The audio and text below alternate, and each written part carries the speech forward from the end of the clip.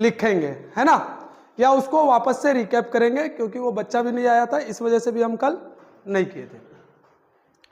तो हेडिंग डाल दो इलेक्ट्रोस्टैटिक्स यूनिट।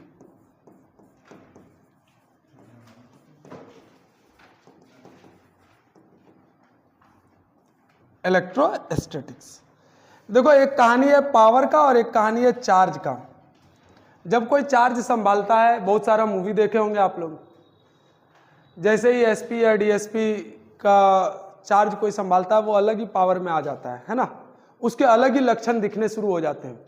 वैसे हर body according to chemistry electron और प्रोटॉन से बना है, पर वो जैसे ही चार्ज हो जाता है वो अपना अलग ही माहौल क्रिएट कर लेता है। मान लो जैसे कोई एसपी यहाँ से रिटायर्ड हुआ, दूसरा एसपी है यहाँ से ट्रांसफर हुआ, दूसरा एसपी आए, वो चार्ज लिए उस पर्टिकुलर पद का कि भाई हमने एसपी का चार्ज लिया है। एसपी चार्ज जैसे चार्ज में आए, अब वो माहौल बनाना शुरू करता है कि लॉ एंड ऑर्डर ऐसे करना है, वैसे करना है, एक्स वाई जेड, वो अपने पूरा एरिया में लॉ एंड ऑर्डर को कंप्लीट सही करने की कोशिश करता है ना। वैसे ही कोई बॉडी अगर चार्ज बॉडी बन जाता है तो वो अपने चारों ओर क्या क्या बदलाव महसूस करता है या उसके क्या क्या प्रॉपर्टीज होते हैं, उन्हीं को पढ़ना होता है बेसिकली। इलेक्ट्रोस्टैटिक्स ये पहला यूनिट है क्लास 12th का, है ना, क्लास 12th का ये यूनिट नंबर 1 है। इलेक्ट्रो का मतलब होता है चार्ज, क्या मतलब होता है? चार्ज। और स्टैटिक्स का मतलब होता है रेस्ट। स्टैटिक्स का क्या मतलब होता है? रेस्ट। अपन इसमें क्या पढ़ने वाले हैं कि जब कोई body, charge body rest condition में होगा, उसके बारे में स्टडी करना इलेक्ट्रोस्टैटिक्स कहलाता है। मेरी बात पल्ले पड़ रही है? पूरे यूनिट के अंदर हम उस बॉडी का स्टडी करेंगे जो चार्ज बॉडी रेस्ट में होगा। अब ये चार्ज कौन है अभी इसको हम नहीं जानते हैं, बस नाम सुन रहे हैं कि कोई चार्ज है और चार्ज बॉडी होगा और वो किस में होगा? रेस्ट में होगा। अब रेस्ट किसे कहते हैं ये डेफिनेशन पर मुद्दे की बात है। रेस्ट या मोशन, परफेक्ट कोई बॉडी ना ही रेस्ट में होता है और ना ही मोशन में होता है। जैसे एग्जाम्पल के तौर पर अपन बात करते हैं कि ये एक बस है और बस में यहां पर एक टिंकू नाम का लड़का पड़ा हुआ है और एक पिंकू नाम करके लड़का पड़ा हुआ है और यहां बाहर में शीला है। 10 बजे के करीब की बात करें तो ये बस 50 किलोमीटर पर आवर के स्पीड से, 50 किलोमीटर पर आवर के स्पीड से ये बस सामने से निकल जाती है, शीला के सामने से। शीला से अगर अपन पूछेंगे कि बताओ भाई पिंकू रेस्ट में है कि मोशन में है, तो शीला बोलेगी सर मेरे सामने से 50 के स्पीड से निकला है।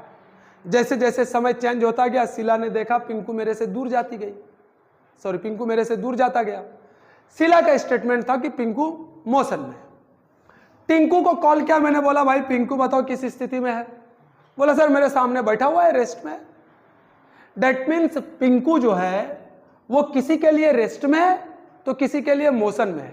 जैसे एग्जाम्पल के तौर पर मेरे दोस्त से अगर आप पूछें कि रब्बानी कैसा इंसान है, वो आपको क्या बता रहा होगा मेरे बारे में? अच्छा इंसान है। मेरे ही बारे में मेरे किसी दुश्मन से पूछें या कोचिंग वाले फिजिक्स टीचर या नॉर्मल किसी भी टीचर से पूछे तो वो क्या बता रहा होगा? महाबकवास इंसान है, यही बताएगा ना।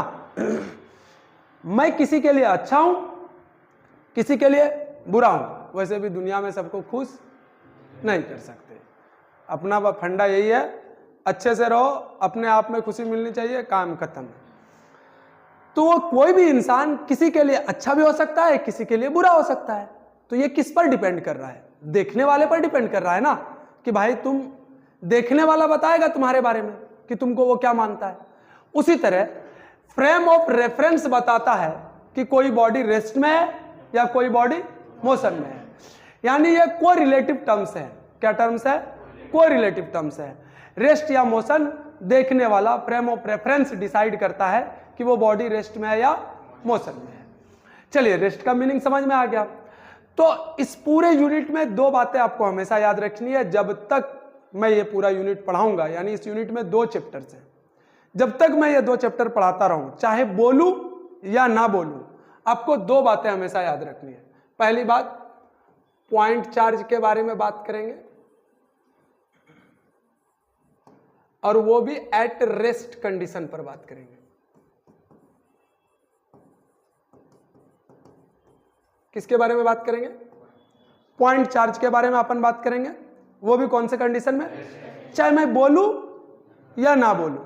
What is point charge? पहले तो हम समझते हैं व्हाट इज चार्ज। तो पहला टॉपिक आता है व्हाट इज चार्ज।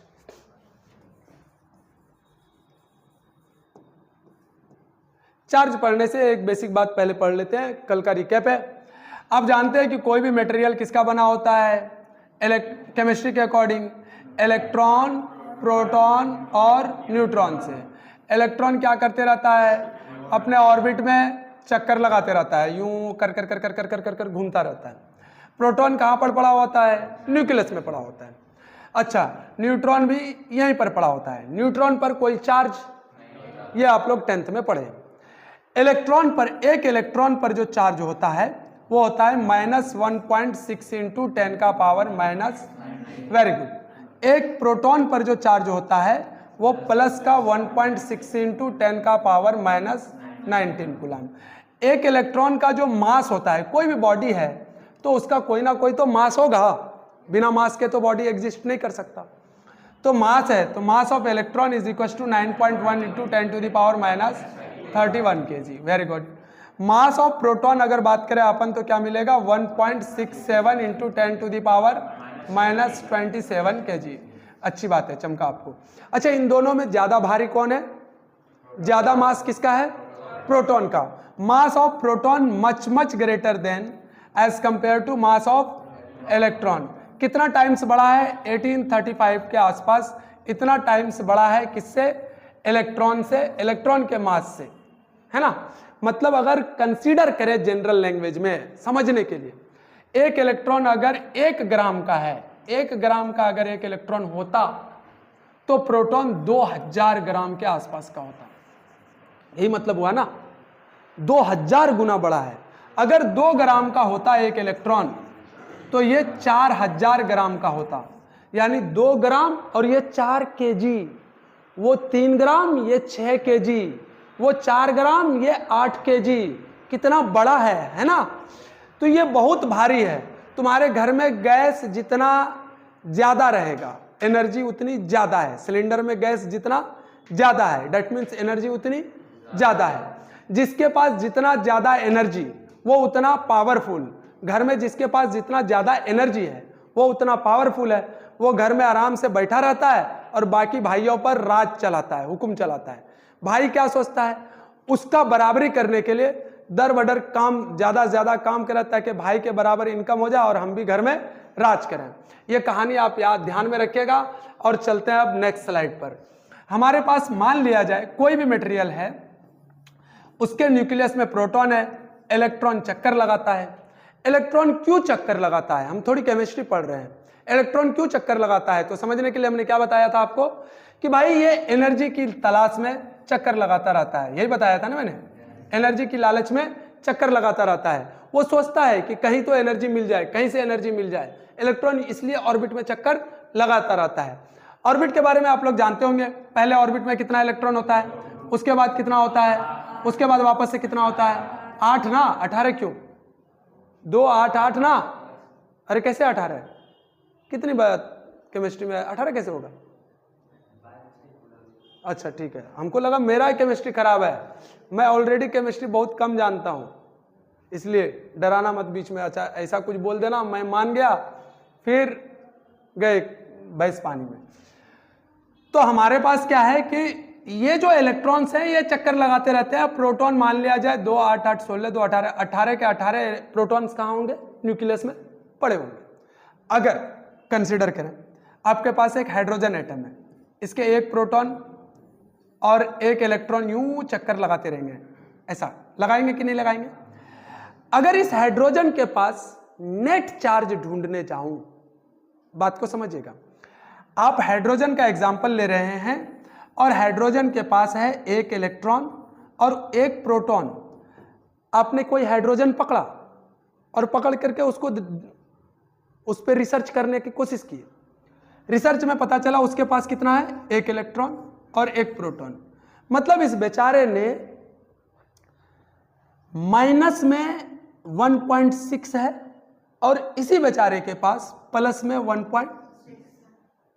जब दोनों को जोड़ा गया कि भाई तुम्हारे पास नेट पैसे कितने हैं, तो कितना मिला दोनों के पास मिला करके।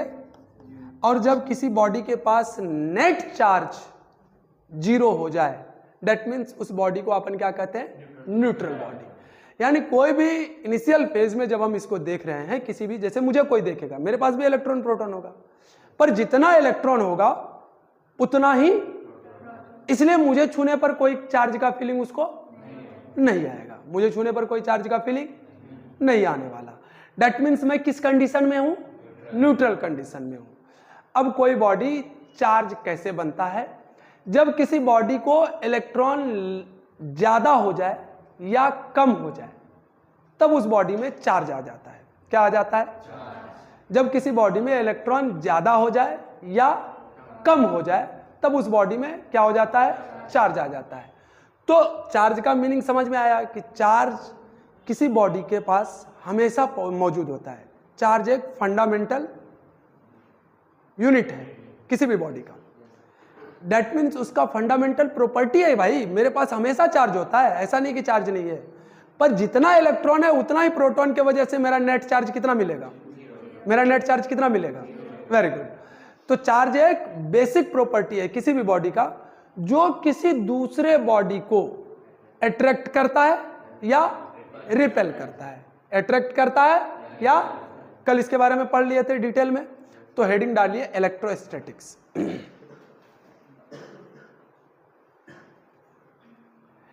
It is a branch of physics, it is a branch of physics which deals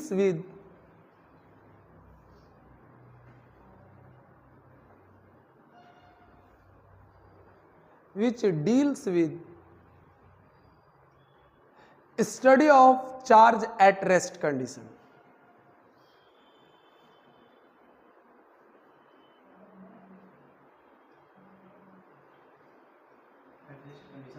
हाँ, अब चैप्टर का नाम लिखें,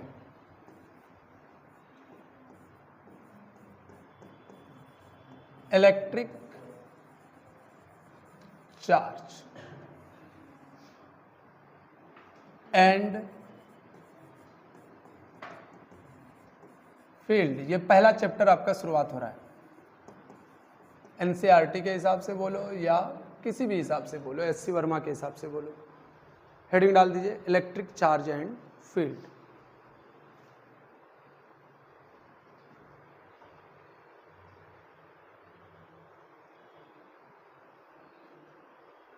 लिखिएगा इलेक्ट्रिक चार्ज, पहला हेडिंग।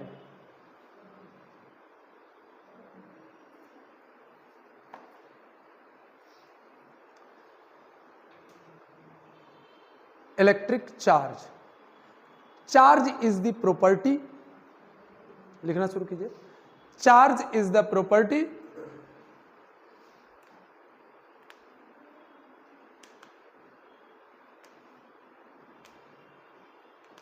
एसोसिएटेड विद मास, या एसोसिएटेड विद मैटर कर दो, associated with matter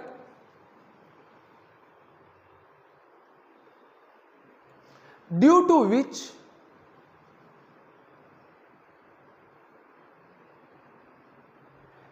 it's produce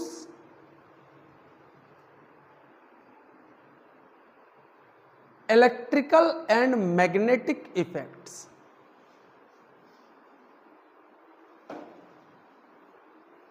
produce भी करता है और ये एक्सपीरियंस भी करता है ना।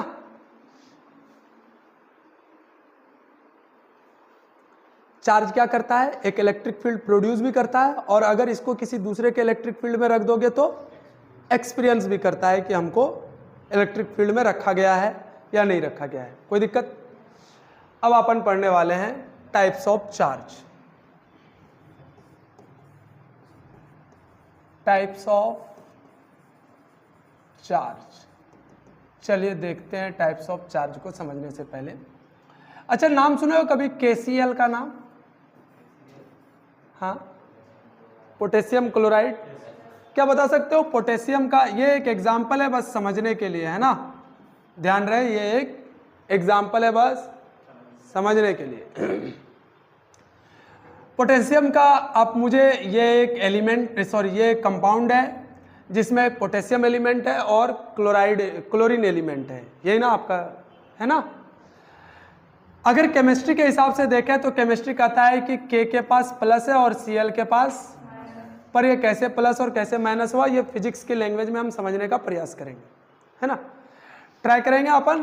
तो पोटेशियम का एटॉमिक नंबर बताओ मुझे कितना होता है, एटॉमिक नंबर जल्दी बताइए कितना? Very good, 19। अच्छा, क्लोरीन का एटॉमिक नंबर बताइएगा, 17। एटॉमिक नंबर का मतलब हो गया इसके पास कितने इलेक्ट्रॉन्स हैं, 19 इलेक्ट्रॉन्स हैं और 19 प्रोटॉन है। 17 क्लोरीन का नंबर होने का मतलब क्या हो गया, 17 इलेक्ट्रॉन है और 17 ही प्रोटॉन है। अच्छा, आप यूं समझिए जनरल लैंग्वेज में कि इलेक्ट्रॉन का मतलब है कर्जा, मतलब पैसे मैंने किसी से उधार ले रखे हैं, ठीक है, और प्रोटॉन का मतलब है पॉजिटिव, का मतलब हमने पैसे किसी को दे रखे हैं, कोई दिक्कत नहीं है। अगर मैंने कर्जे ले रखे हैं तो माइनस में 19 रुपीज है, और अगर दे रखे हैं तो प्लस का। अगर इसके पास नेट चार्ज अगर मैं बोलूं अभी तो कितना मिलेगा मुझे, डेट मीन्स ये न्यूट्रल कंडीशन में है, न्यूट्रल कंडीशन में है। सेम कहानी इसके पास भी होगा और ये भी किस कंडीशन में होगा, न्यूट्रल कंडीशन में। अच्छी बात है, अब थोड़ा और देखते हैं। सेम एग्जांपल आपको लिखना भी है इसलिए ध्यान रखिएगा पूरा। अब हमने क्या किया कि भाई साहब आपको एक बात तो समझा रखा है, इसका इलेक्ट्रॉनिक कॉन्फ़िगरेशन बनाना शुरू किया। हम इलेक्ट्रॉनिक कॉन्फ़िगरेशन बनाने की प्रयास कर रहे हैं और इलेक्ट्रॉनिक कॉन्फ़िगरेशन को हम समझने का भी कोशिश करेंगे। जब इसका 19 था तो हमने इसके बीच में रख दिए प्रोटॉन, वो आपके 19 प्रोटॉन रह गए, और इसके बीच में रख दिए 17 प्रोटॉन, कोई परेशानी नहीं। पहला घर ड्रॉ किया और इस पहले घर पर 2 इलेक्ट्रॉन इसको दे दिए, 2 इलेक्ट्रॉन इसको दे दिए। पहला घर ड्रॉ किया, इसको भी 2 इलेक्ट्रॉन मैंने दे दिया, कोई परेशानी नहीं है। अपन दूसरा घर ड्रॉ करेंगे, दूसरा घर ड्रॉ किया और इसको हमने 8 इलेक्ट्रॉन दिए, 2 3 4 5 6 7 8। सिमिलरली इसका भी दूसरा घर बनाया और 8 इलेक्ट्रॉन दे दिए, 2 3 4 5 6 7 8। कोई दिक्कत है, चमका या नहीं चमका? अब हमारे पास टोटल कितने इलेक्ट्रॉन हो गए, 2 और 8 10, बचे कितने इसके, 9। फिर से तीसरा घर ड्रॉ किया और इसमें भी 8 इलेक्ट्रॉन डाल दिए मैंने, अभी भी 1 इलेक्ट्रॉन बचे हुए हैं। चौथा घर ड्रॉ किया और 1 इलेक्ट्रॉन दिया इसको। इसका दूसरा घर ड्रॉ किया और इसमें से 7 इलेक्ट्रॉन दे दिया और नाम रख दिया मैंने इसका क्लोरीन, इसका पोटेशियम। आपको हाथ में दिख रहा है, पोटेशियम के आउटर मोस्ट ऑर्बिट में कितने इलेक्ट्रॉन घूम रहे हैं, क्लोरीन के आउटर मोस्ट ऑर्बिट में कितने इलेक्ट्रॉन घूम रहे हैं, कोई परेशानी नहीं। हमारे पास दोनों है। पहली बार जब चार्ज का इन्वेंशन हुआ था तब साइंटिस्ट ने कैसे इन्वेंट किया, पहले के जमाने में उलेन सिल्क के कपड़े ज्यादा चलते थे और प्रैक्टिकल लैब में आप देखे होंगे ग्लास का रॉड बहुत रहता है, तो कई लोगों का आदत होता है पेन ऐसे घुमाने का, तुम्हारे में से भी किसी का है शायद से, ऐसे बार बार घुमाते हो ना। कई लोगों का आदत होता है ऐसे ऐसे करने का, बैठा है, कई लोगों का आदत होता है ऐसा करने का। तो साइंटिस्ट साहब का आदत था ऐसे ऐसे करने का। 2 रॉड हाथ में थे, उन्होंने दोनों रॉड को यूं अपने सिल्क के कपड़े पर बैठे होंगे, ऐसा अपने सिल्क के कपड़े पर ऐसा ऐसा रब किए होंगे। रब करने के बाद जब वो टेबल पर रखे ऐसा, तो क्या हो जाए, वो दोनों रॉड दूर चला जाए। हमारे जैसा बेवकूफ नहीं है। न्यूटन की कहानी सुने हो, वो सेब गिरा था, फिर उसने रिसर्च करना शुरू किया सेब नीचे ही क्यों आया, मान लो हमारे टाइम में ऐसा हो जाए, सेब तो दूर की बात है, अमरूद गिर जाए, और गिरना तो छोड़ो, रोड किनारे लटकता हुआ मिल जाए और उस तक हमारा हाथ जाता हो, ओ भाई साहब, दूसरे दिन तो वो नहीं मिलेगा। पहला काम, या अभी अभी आम का सीजन चल रहा है और यूं लटका हुआ मिल जाए थोड़ा सा, और अभी बेचारा एकदम बालिया अवस्था में है, वो आम ही, वो खुद अभी यंग नहीं हुआ है, आम बचपना जी रहा है आम अपनी मस्ती में, फिर हम उधर से जा रहे हैं यूं टहलते हुए, और जो मस्त ऐसा एकदम, कौन थोड़ा पता नहीं, हम लोग बस गटकने का इंतजार करेंगे। वो न्यूटन थे जो सेब गिरने के बाद उठा के खाए नहीं, वो सोचने लगे क्यों नीचे गिरा, अब क्यों गिरा, गिर गया, खा लो, वो खा लेते। अभी हम लोग कितना आराम से रहते, नहीं रहते, पढ़ने की जरूरत नहीं था, उलाला झूलाला करते हम लोग, तो मस्त जिंदगी चल रहा होता। आधा फिजिक्स क्या, आधा मैथ्स भी उन्हीं के नाम है ना, इंजीनियरिंग में पूरा मैथ्स उनके नाम पर है। बड़े साइंटिस्ट हैं वो, बहुत बड़े साइंटिस्ट में भी दो गिरोह चलता था, एक न्यूटन का गिरोह और एक इधर नया सब जवान सब। उनको जैसे किसी का भौकाल होता है ना, जिसको कोई टोक नहीं सकता, वैसे न्यूटन थे, उनकी पढ़ो जीवनी तब समझ में। खैर,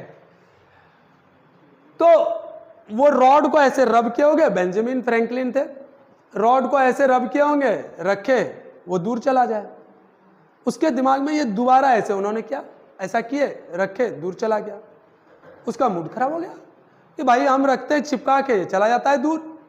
तब वो रिसर्च शुरू किए, तब उन्हें पता चला कि कौन सी घटना होती है, चलिए देखते हैं। अब वो रिसर्च है, मान लिया जाए हमारे पास रॉड नहीं है, हमारे पास पोटेशियम है, क्लोरीन है, लिखा हुआ दिख रहा है, कोई परेशानी नहीं। पोटेशियम और क्लोरीन को हमने रब करना शुरू किया, due to friction heat will be generate in between them, है ना। जब हीट जनरेट होगा, heat is a form of energy, electrons already revolve कर रहा था किसकी तलाश में, एनर्जी की तलाश में। मान लो हमने इतना एनर्जी यहां जनरेट कर दिया कि वो एनर्जी का वैल्यू आया 7 जूल। कितना आया? 7 जूल। अगर 7 जूल एनर्जी इस बीच में जनरेट हो गया, यहां बीच में, क्या क्लोरीन को पता है कि फ्रिक्शन से हो रहा है? क्लोरीन को क्या लगेगा? पोटेशियम दे रहा है। अब पोटेशियम को क्या लग रहा होगा? क्लोरीन दे रहा है। क्लोरीन के आउटर मोस्ट ऑर्बिट में एक इलेक्ट्रॉन जो घूम रहा था, उस एक इलेक्ट्रॉन को लगा कि क्लोरीन बहुत ही अमीर आदमी है जो 7 जूल एनर्जी मुझे देना चाह रहा है, या उसका बाहर में 7 जूल एनर्जी है, तो अंदर और कितना होगा। क्लोरीन भी यही बात सोच रहा था, पर इसके ऑर्बिट में 7 इलेक्ट्रॉन थे, तो सातों इलेक्ट्रॉन कह रहा है अबे हम लोग जाओगे भी तो कितना होगा, एक एक हिस्सा करोगे तो एक एक मिलेगा, अभी और थोड़ा अमीर वाला घर ढूंढते हैं तब जाएंगे, या यही इसी को और अमीर होने दो। इतना सोचते सोचते भाई साहब इसका एक इलेक्ट्रॉन इसके पास चला जाता है। किसका एक इलेक्ट्रॉन इसके पास जाता है? हमारे पास पोटेशियम का एक इलेक्ट्रॉन, पोटेशियम का एक इलेक्ट्रॉन उछल करके क्लोरीन के घर जाता है। अब पोटेशियम के पास 18 इलेक्ट्रॉन बच जाता है और 19 प्रोटॉन बचता है। क्लोरीन के पास 18 इलेक्ट्रॉन हो जाता है और 17 प्रोटॉन बचता है। जब अब आप नेट ढूंढेंगे, इसके पास माइनस का 18 है, इसके पास प्लस का 19 है, फाइनल जब कीजिएगा तो +1 आंसर आएगा। माइनस का 18 है, प्लस का 17 है, फाइनल कीजिएगा तो -1 आएगा। डेट मीन्स इसको K प्लस कहते हैं और Cl को माइनस कहते हैं। इलेक्ट्रॉन देने से इस पर पॉजिटिव चार्ज 5 बजे इलेक्ट्रॉन देने से इस पर पॉजिटिव चार्ज बन गया, और इसने इलेक्ट्रॉन लिया तो इसका क्या बन गया? नेगेटिव चार्ज बन गया। अब चार्ज कितने टाइप का अपन जान गए? 2 टाइप्स का। दोनों टाइप किसकी वजह से बना? Due to transfer of, method is friction, but charge body बना क्यों? इलेक्ट्रॉन के।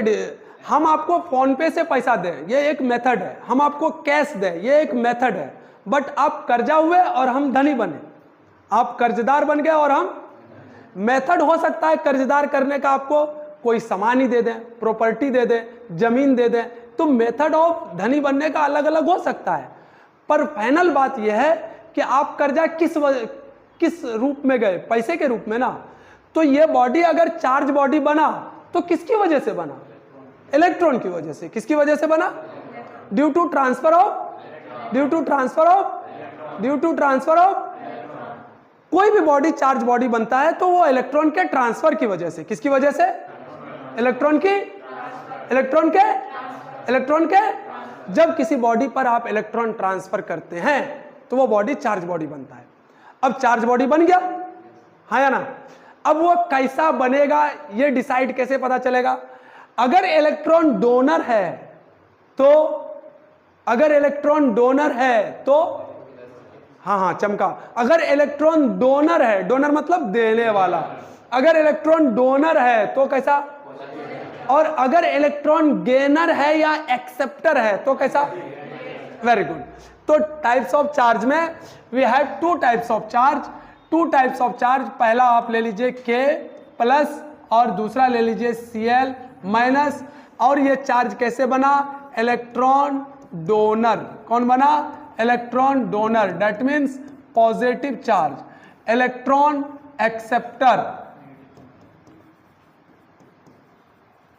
एक्सेप्टर कैसा बना? Negative charge.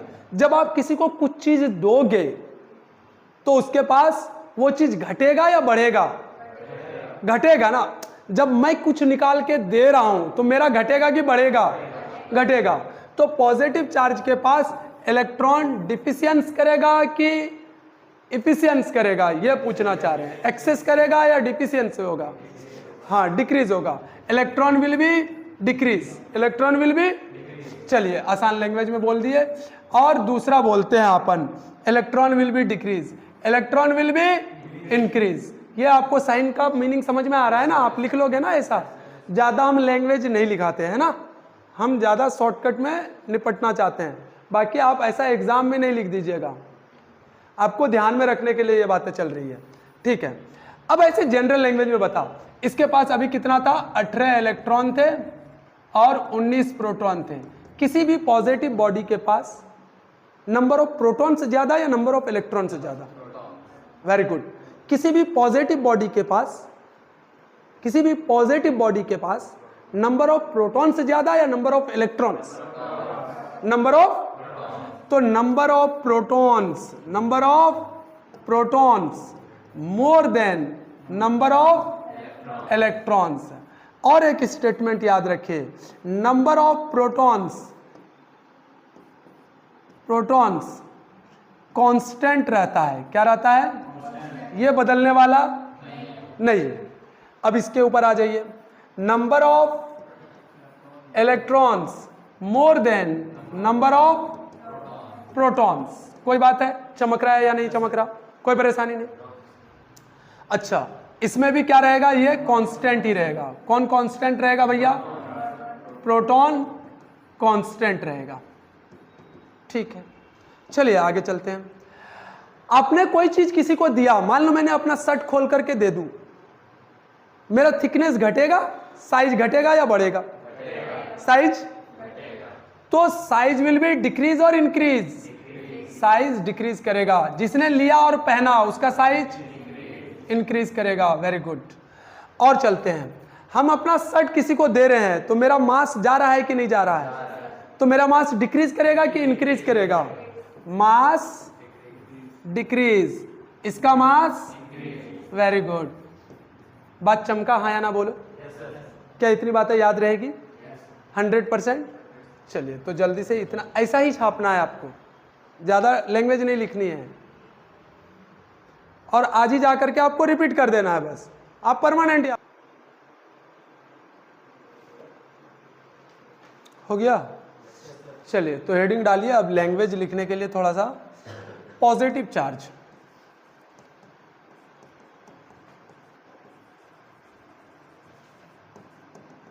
लिखें positive charge. It is the deficiency of electron as compared to proton. It is the deficiency of electron as compared to proton.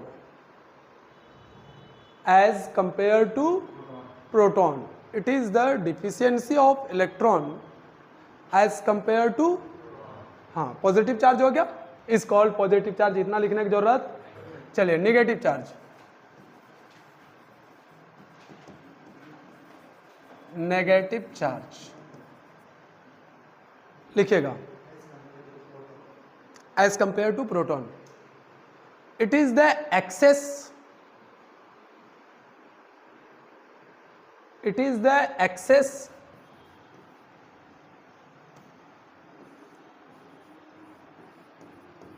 Access of electron. जब भी मैं electron बोलूं ना तो ऐसा कर लिया करो, और जब भी प्रोटॉन बोलूं ना ऐसा कर लिया करो, है ना, जल्दी लिखा चला जाएगा। It is the excess of electron as compare to proton, as compare to proton. चलिए देखो बेसिक बात पर अब आते हैं। चार्ज के बारे में पता चल गया, चार्ज कौन है नहीं है।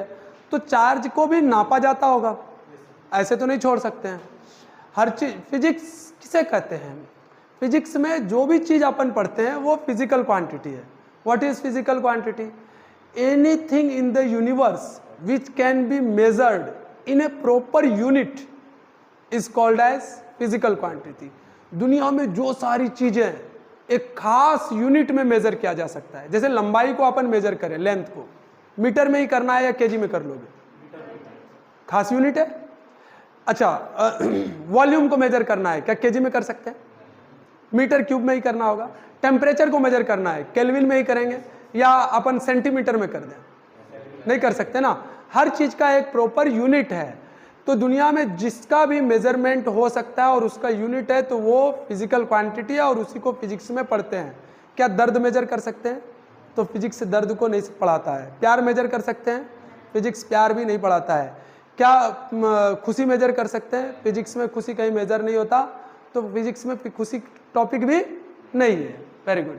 चलिए, तो चार्ज को जैसे लेंथ को प्रॉपर एक सिंबल से डिनोट करते हैं कि भाई लेंथ मतलब एल, उसी तरह चार्ज को जो डिनोट करते हैं अपन, वो किससे डिनोट करते हैं? कई लोग कैपिटल क्यू से, कई लोग स्मॉल क्यू से। कोई परेशानी वाली बात? अच्छा, ऐसा यूनिट इसका क्या होता है, चलिए देखते हैं। ऐसा यूनिट इसका कुलाम होता है, उसे सी से डिनोट करते हैं। कुलाम को भी सी से डिनोट किया जाता है। अच्छा, सीजीएस यूनिट मतलब छोटा सा यूनिट मेजर करने का, स्टेट कुलाम, एसटीसी बोलते हैं इसको। ठीक है।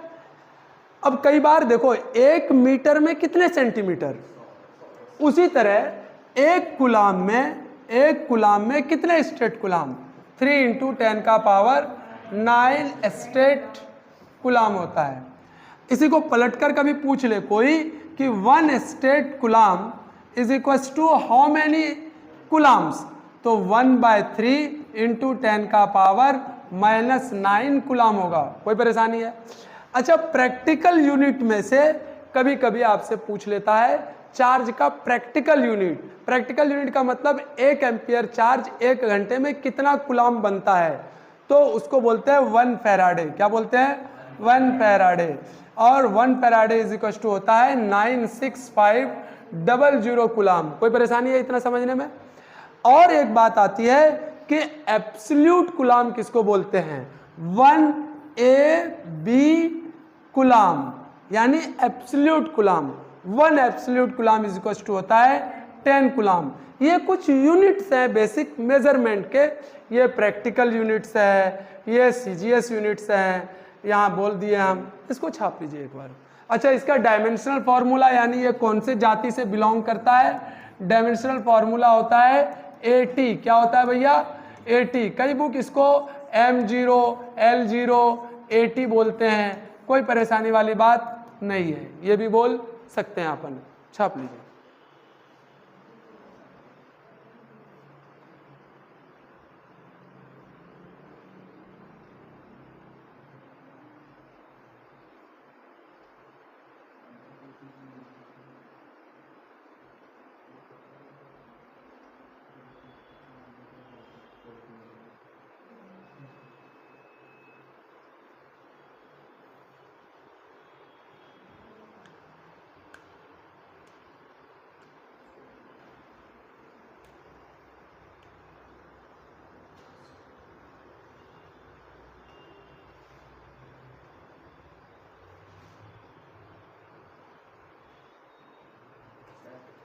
हाँ,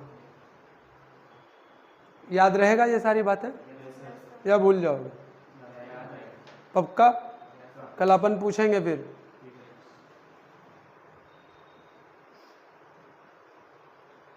शुरू करें आगे। तो हेडिंग डालिए प्रॉपर्टीज ऑफ चार्ज, लिख लिया? हाँ या ना? ठीक है, हेडिंग डालिए प्रॉपर्टीज ऑफ चार्ज।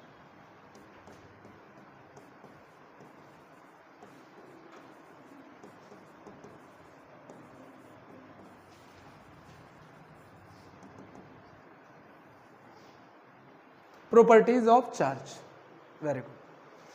चार्ज के क्या क्या प्रॉपर्टी है? अब तूने चार्ज बॉडी बना दिया, अब उसके कुछ प्रॉपर्टीज आएंगे। पहली बात, ये कौन सा क्वांटिटी है, स्केलर या वेक्टर क्वांटिटी?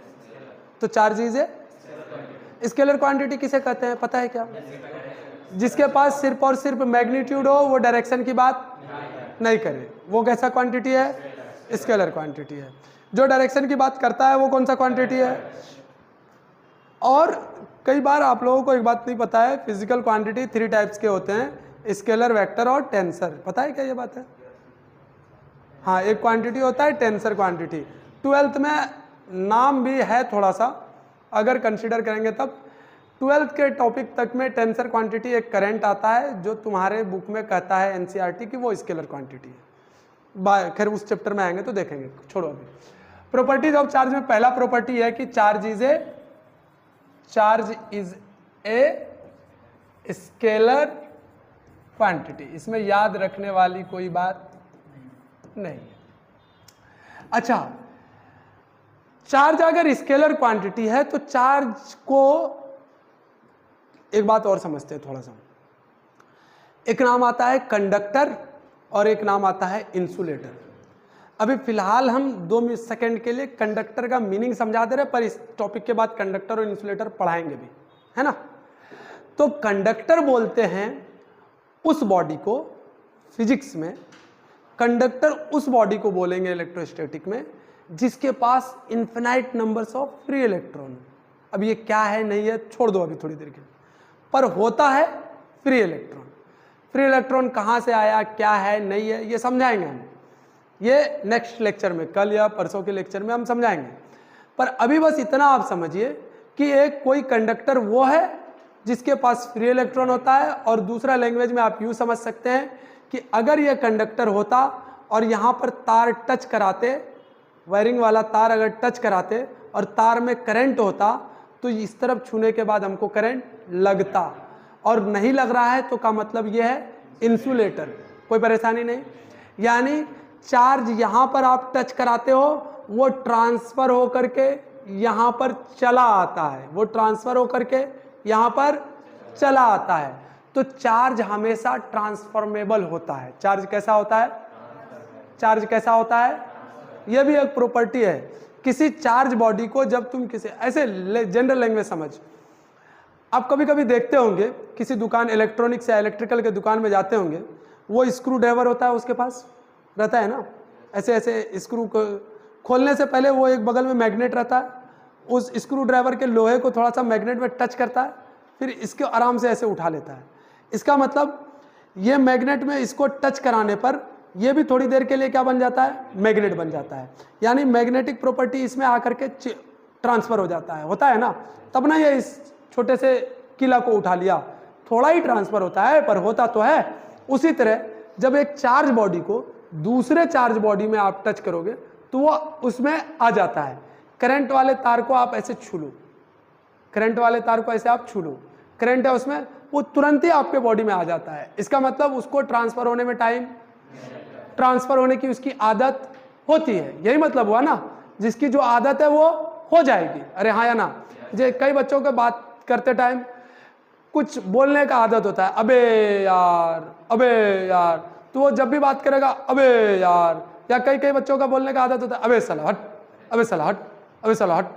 तो वो कहीं भी रहेगा ना, वो बड़ों के साथ छोटों के साथ, वो आदत सी है। प्रॉपर्टी का मतलब ही वही होता है कि चार्ज कहीं भी रहे स्केलर ही रहेगा, चार्ज कहीं भी हो ट्रांसफॉर्मेबल होगा।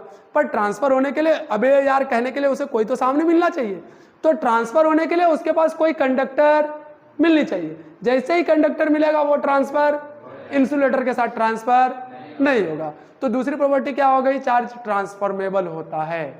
चार्ज क्या होता है, ट्रांसफॉर्मेबल होता है। आज टाइम बहुत ज़्यादा हो गया है, दूसरा बैच भी है, इसके बाद कल प्रॉपर्टीज ऑफ चार्ज हम लोग देख लेंगे, लिख लेंगे।